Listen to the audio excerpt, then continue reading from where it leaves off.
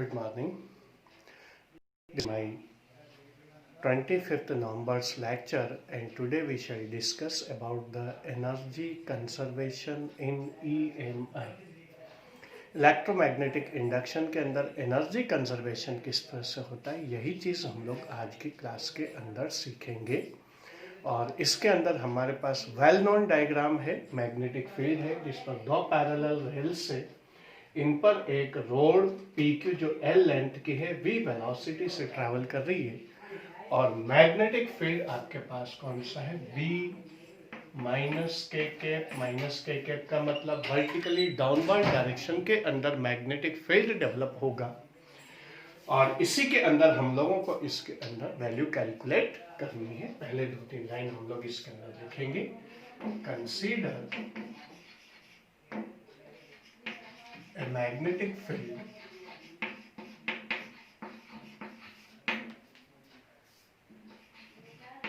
B minus k cap in which a conducting rod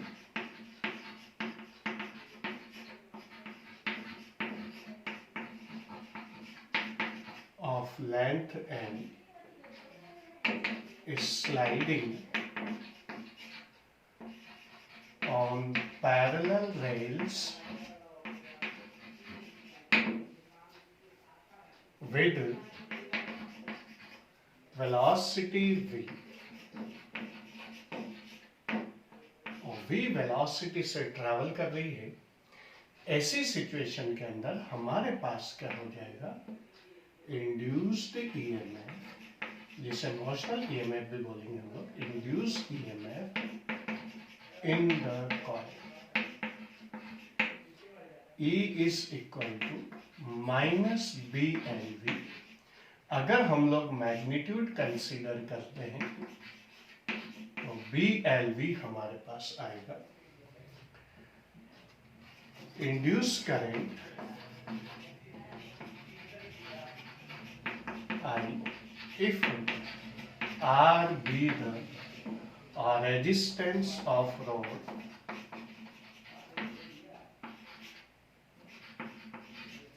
I is equal to E upon R is equal to BLV upon R. Then force on the rod F is equal to ILB sin 90 degree. 90 degree क्यों आया, क्योंकि हम लोग अच्छी तरह से जानते हैं कि यहाँ पर ये जो रोड की लेंथ है और मैग्नेटिक फील्ड है, इन दोनों के बीच का एंगल कितना होगा, 90 डिग्री होगा। तो हमारे पास आ जाएगा ILB।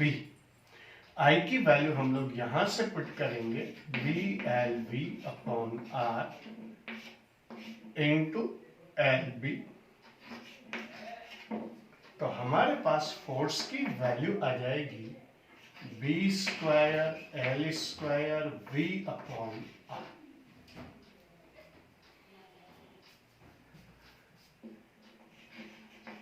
और रेट ऑफ वर्क डन और electric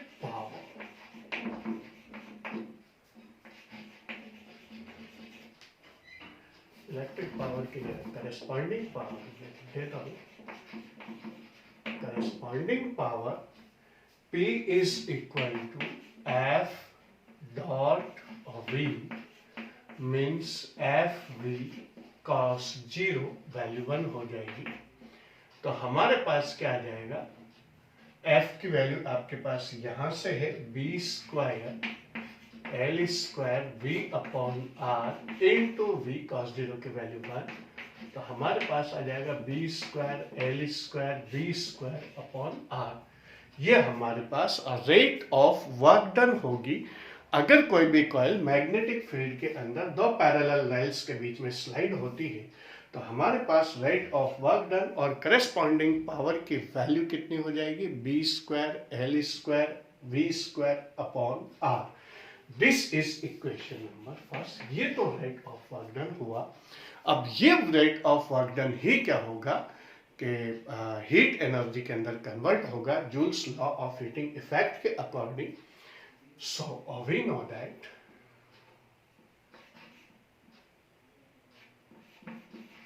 according to Joule's law,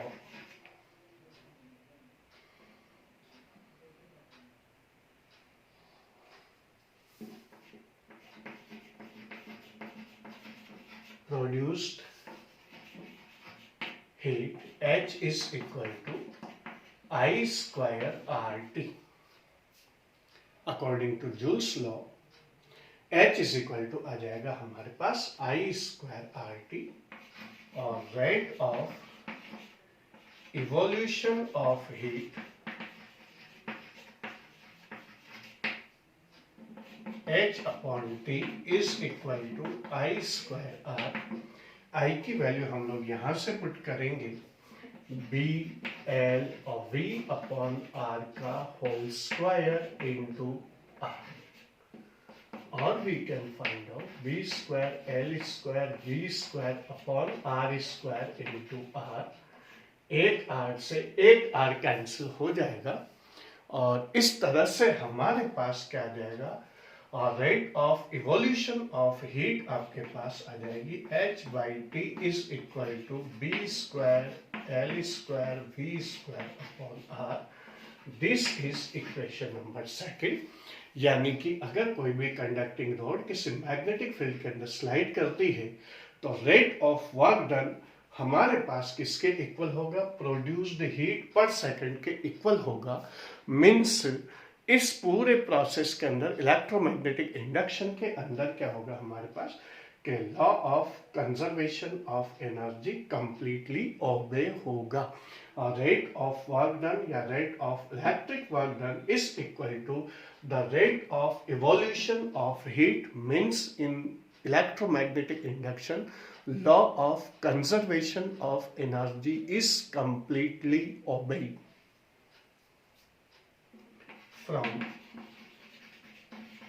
equation first and second, we conclude that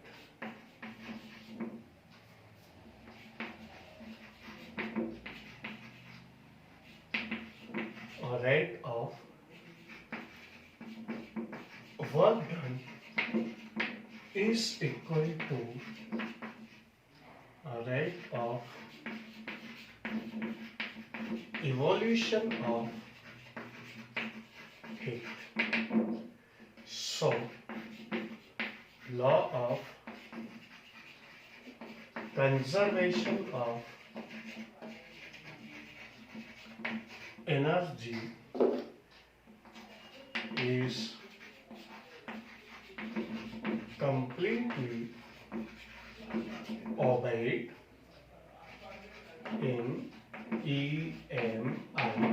means electromagnetic induction के अंदर ये rate of evolution of heat completely obeyed होगी। फ्यू सेकंड्स में आप लोगों को दे देता हूं, then after we shall start the new topic.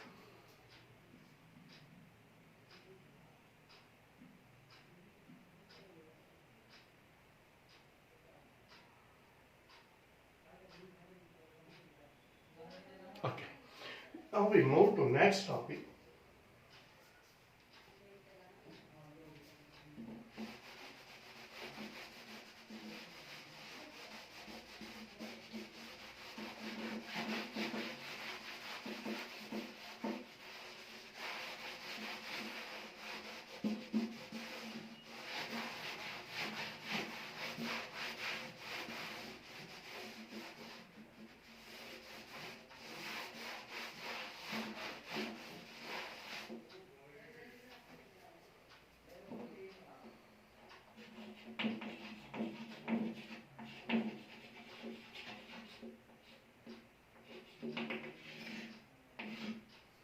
Next topic आता है हमारे पास एडी करंट्स। एडी करंट क्या होता है ये भी एक तरह का बैक ईएमएफ और इंड्यूस करंट से रिलेटेड ही चीज़ है। वही इलेक्ट्रोमैग्नेटिक इंडक्शन का बेसिक कंसेप्ट इसके अंदर वर्क होता है, बस केवल थोड़ा सा डिफरेंस ये है कि अब तक हम लोगों के पास इसके अंदर कोई भी कॉइल हम लोग कंसीडर कर रहे थे, उस कॉइल से लिंक्ड अगर मैग्नेटिक फ्लक्स में चेंज होता है तो उस कॉइल के अंदर इंड्यूस ईएमएफ प्रोड्यूस होता है और कॉइल के अंदर इंड्यूस करंट फ्लो होती है। यहाँ पर एडी करंट के केस के अंदर हम लोग क्या करते हैं कि जो मैग्नेटिक फील्ड है उसको वैरी करते हैं, वेरिएबल मैग्नेटिक फील्ड इम्पोज करते हैं, और हमारे पास जो बॉडी होती है वो कौन सी होती है, सॉलिड बॉडी होती है। तो किसी भी सॉलिड बॉडी से लिंक्ड, कॉइल नहीं, सॉलिड बॉडी से लिंक्ड अगर मैग्नेटिक फ्लक्स के अंदर चेंजेस आता है तो उसके अंदर भी इंड्यूस ईएमएफ प्रोड्यूस होगा और इंड्यूस करंट फ्लो होगी इन द फॉर्म ऑफ व्हर्ल्स, भंवर के जैसे पानी के अंदर भंवर पड़ते हैं, इसी तरह से इन द फॉर्म ऑफ व्हर्ल्स उसके अंदर मैग्नेटिक फील्ड इसके अंदर इंड्यूस करंट फ्लो होगी। उन्हीं को हम लोग किस नाम से जानते हैं, एडी करंट के नाम से जानते हैं। एक बार फिर बता देता हूं, जब भी किसी भी सॉलिड बॉडी से लिंक्ड मैग्नेटिक फ्लक्स के अंदर चेंजेस आएगा तो उसमें भी इंड्यूस ईएमएफ प्रोड्यूस होगा। जो इंड्यूस करंट फ्लो होगी वो in the form of whirls, solid body के अंदर in the form of whirls वो प्रोड्यूस होती है और उसी को हम लोग किस नाम से जानते हैं, एडी करंट्स के नाम से जानते हैं। तो ये आपके पास इसके अंदर एडी करंट होगी। वो सॉलिड बॉडी कोई डिस्क भी हो सकती है, कोई आपके पास कोई सिलिंड्रिकल बॉडी भी हो सकती है, या कोई और भी शेप हो सकता है। तो जो भी आपके पास इरेगुलर शेप भी हो सकता है। तो ये सारी की सारी चीज़ें आपके पास उसके अंदर होगी। तो इन द फॉर्म ऑफ व्हर्ल्स आपके पास क्या होगा, करंट प्रोड्यूस होगी। उसी इंड्यूस्ड करंट को हम लोग एडी करंट के नाम से जानते हैं। When magnetic flux linked with a solid body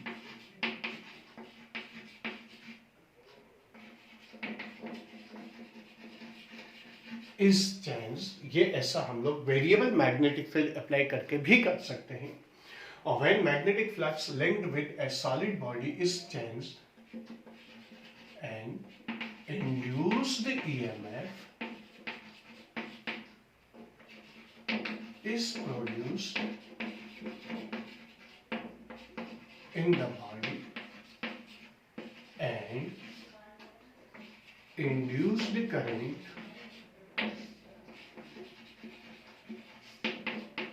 flows in the body in the form of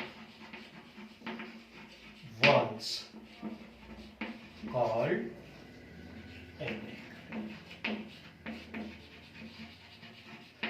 ये जो induce EMF in the form of whirls, whirls का मतलब गोल गोल गोल गोल, इसके अंदर आपके पास मैग्नेटिक फील्ड अगर चेंज होगा तो उसके अंदर एडी के जो इंड्यूस करंट फ्लो होगी इन द फॉर्म ऑफ व्हर्ल्स, उसी को हम लोग किस नाम से जानते हैं, एडी करंट के नाम से जानते हैं। तो यहाँ पर आपके पास एडी करंट वाला केस इसके अंदर होता है और इसके अंदर हमारे पास कुछ एग्जांपल्स मैं आप लोगों को समझा देता हूँ। जैसे मान लो हम लोग कोई भी एक कॉइल वगैरह हम लोग लेते हैं और कॉइल लेने के बाद हम लोग इसके ऊपर एक कॉइन रख देते हैं। तो जो ही हम लोग कॉइल के अंदर करंट फ्लो करवाएंगे, स्विच ऑन करेंगे, तो स्विच ऑन करते ही और इससे लिंक्ड मैग्नेटिक फ्लक्स के अंदर चेंजेस आएगा और मैग्नेटिक फ्लक्स के अंदर चेंजेस आएगा तो एक कॉइन ऊपर की तरफ क्या हो जाएगा, उछल जाएगा। क्यों? क्योंकि यहाँ पर आपके पास एडी करंट लेंज लॉ के अकॉर्डिंग उस डायरेक्शन में फ्लो होगी जो उस कोर्स को अपोज करे, जिसकी वजह से ये प्रोड्यूस हो रहा है। तो इस वजह से ये कॉइल क्या होगा, जैसे मान लो यहाँ पर आपके पास अगर मान लो नॉर्थ पोल प्रोड्यूस हो रहा है तो इसमें करंट इस तरह से कॉइल के अंदर प्रोड्यूस होगी इन द फॉर्म ऑफ व्हर्ल्स कि उसके नीचे का जो सरफेस है वो नॉर्थ पोल की तरफ बिहेव करे और दोनों नॉर्थ पोल एक दूसरे को क्या करेंगे, अपोज करेंगे तो इस वजह से क्या होगा, कॉइल उछल करके किधर से चला जाएगा, ऊपर चला जाएगा। ये एडी करंट का एक सिंपल सा एग्जाम्पल है। तो यहाँ पर आपके पास इसी तरह से हमारे पास साइंस एक्सपेरिमेंट्स वगैरह के अंदर भी क्या होता है कि इधर भी आपके पास इलेक्ट्रोमैग्नेट होता है और इधर भी आपके पास इलेक्ट्रोमैग्नेट होता है, और यहाँ से यहाँ तक वायर होता है, और यहाँ पर एक रिंग बनी होती है या कॉइल भी होता है। जो ही हम लोग स्विच ऑन करेंगे ये कॉइल इधर से उछल करके इस साइड पर आ जाएगा, फिर इधर वापस से ऑन करेंगे, इधर से उछल करके इस साइड पर आ जाएगा। ये भी किस चीज का एग्जाम्पल है, एडी करंट का ही एग्जाम्पल है। सेम चीज यहाँ भी वही होगी कि इस कॉइल से या डिस्क से रिलेटेड इंड्यूस ईएमएफ प्रोड्यूस होगा फ्लक्स में चेंज आने की वजह से। इसकी वजह से इंड्यूस करंट फ्लो होगी जिसे हम लोग एडी करंट के नाम से जानेंगे, और एडी करंट प्रोड्यूस होगी तो उसकी वजह से क्या होगा, उस डायरेक्शन में होगी कि उसको अपोज करे जिसकी वजह से प्रोड्यूस हो रहा है। मान लो ये नॉर्थ पोल है तो नीचे की साइड पर नॉर्थ पोल इधर उछल करके इधर आ जाएगा।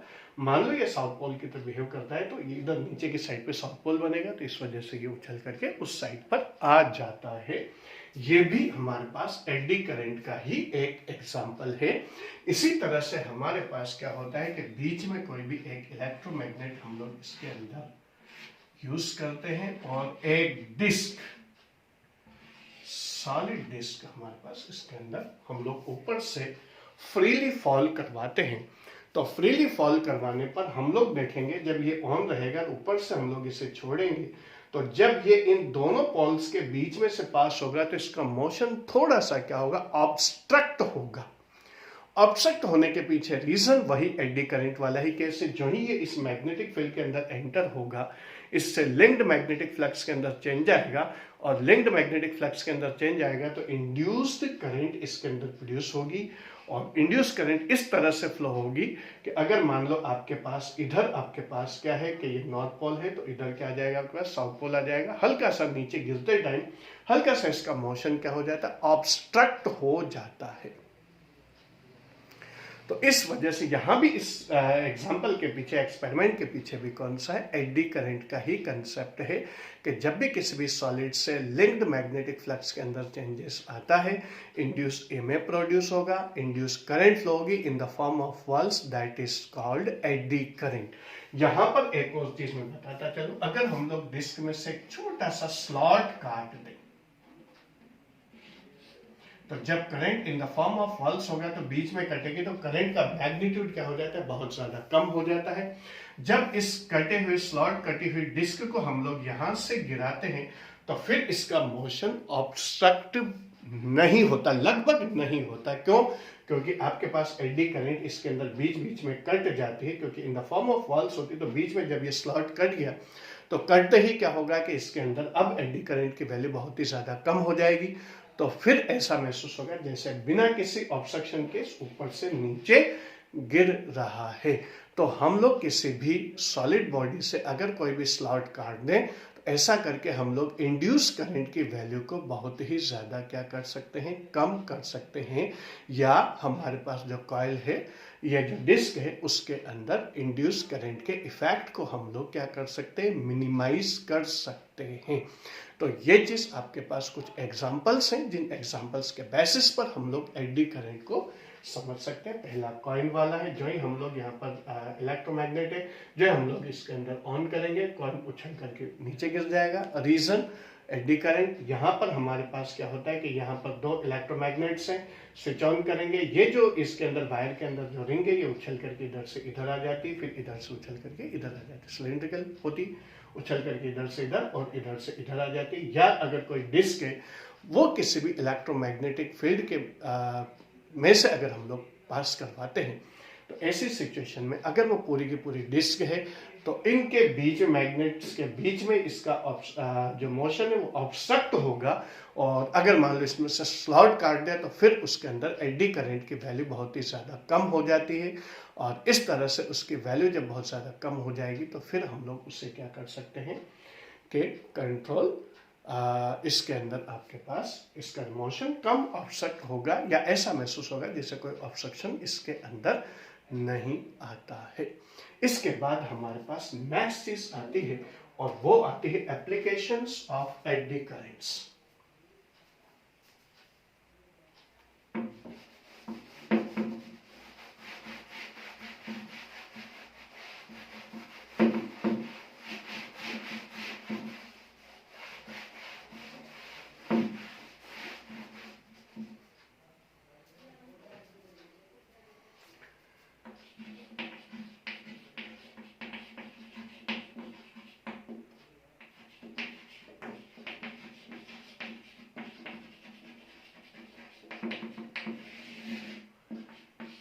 एप्लीकेशंस ऑफ एडी करंट के अंदर सबसे पहले इसका यूज होता है इलेक्ट्रिक ट्रेन्स के बीच में। इलेक्ट्रिक ट्रेन्स में हम लोग इलेक्ट्रिक ट्रेन्स के अंदर ब्रेक लगाने में हम लोग इसको यूज करते हैं कि हम लोग क्या करते हैं कि इसके साथ एक जो व्हील है, इलेक्ट्रिक ट्रेन के व्हील के साथ एक ड्रम या एक्सेल लगा होता है, तो जब उसके ऊपर हम लोग वेरिएबल मैग्नेटिक फील्ड अप्लाई करते हैं तो उस ड्रम से लिंक्ड मैग्नेटिक फ्लक्स के अंदर चेंज आएगा, इंड्यूस ईएमएफ प्रोड्यूस होगा, इंड्यूस करंट फ्लो होगी इन द फॉर्म ऑफ पल्स, और वो उस कोर्स को अपोज करेगी जिसकी वजह से प्रोड्यूस हो रही अकॉर्डिंग टू लाइन्स लॉ। तो यहाँ पर इसके अंदर क्या होगा कि इसके घूमने की वजह से ऐसा हो रहा है, तो उसके मोशन को क्या करेगा, ऑब्स्ट्रक्ट करेगा, उसे घूमने से रोकेगा, तो उसकी वजह से क्या होता है, ट्रेन के अंदर ब्रेक लग जाता है। तो इलेक्ट्रिक ट्रेन्स के अंदर हम लोग एडी करेंट्स को यूज करके और क्या कर सकते हैं, इलेक्ट्रिक ट्रेन में ब्रेक लगा सकते हैं। दूसरा आता है आपके पास इसके अंदर, नेक्स्ट चीज आती है induction furnaces.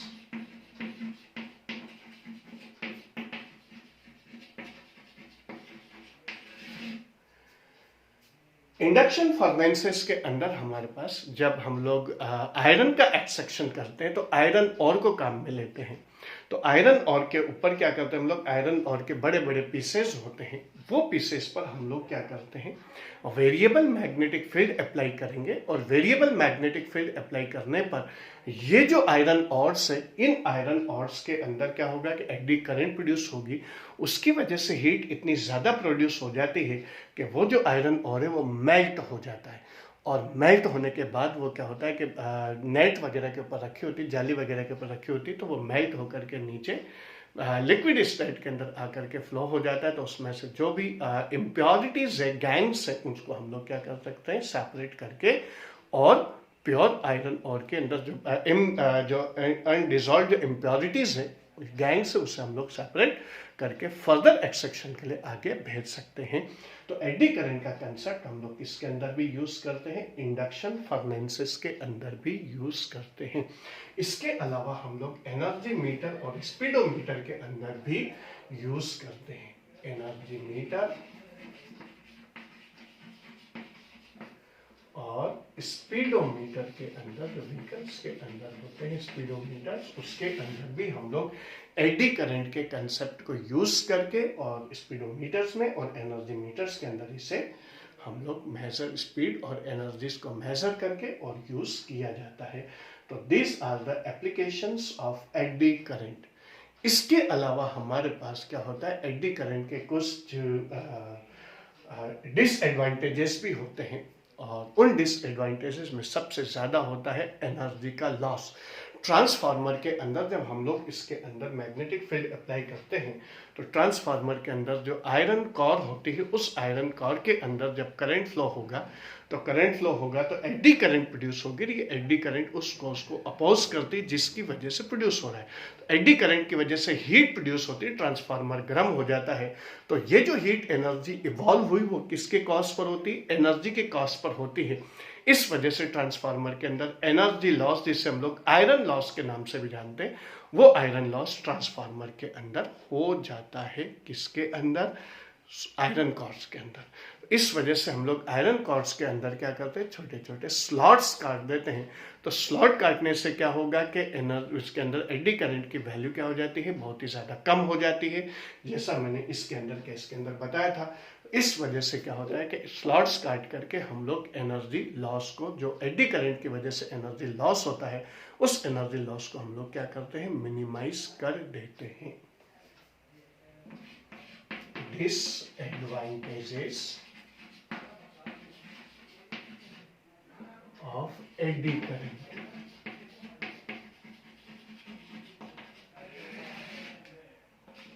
There is an energy loss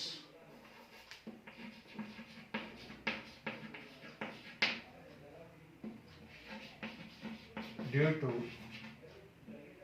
eddy currents in transformers and other electrical devices. To minimize this loss, slots are cut so that it controls the